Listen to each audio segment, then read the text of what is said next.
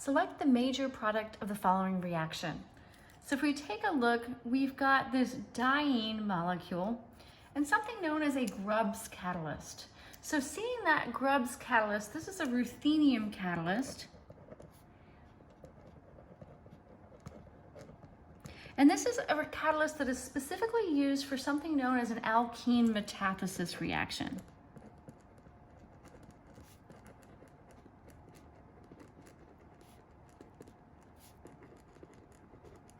So an alkene metathesis reaction we can really think about as two alkenes coming together and essentially swapping alkene partners.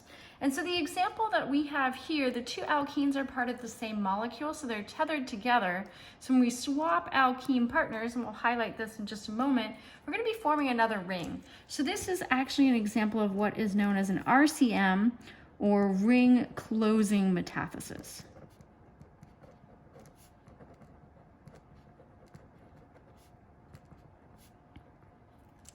And so the way these two alkenes are lined up, what we're going to do, and we're not going to worry about the mechanistic cycle, we're going to recognize that the two interior carbons are going to come together to form a new alkene, and these two exterior carbons are going to come together to form a new alkene. So when we form this new alkene here, we are forming a ring. So a good thing to do at this point would be to count the carbons between them so that we know what size ring we need to form. So we're going to be forming a new 5-membered ring here, and the new alkenes are going to be between carbons 1 and 5, and then these two end carbons.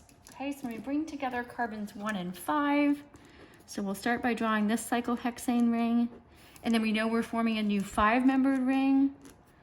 And if we want to put some numbers on here, we see 3 and 4 are two carbons that are in common with this cyclohexane, so we could start there. It's kind of a landmark for our numbering. This would be carbon 5. And so then this would be the new bond here to carbon 1 and 2. So since this new bond, we'll put it in a different color. And we're switching alkene partners. So we're not joining these with a single bond. We're going to be joining them with a double bond. Right? So we can recognize that we have formed D. If you're wondering about these other two carbon atoms, they're going to come together, CH2, CH2. So we're forming a molecule of ethylene gas. So that would be a byproduct that would likely just bubble out of our solution.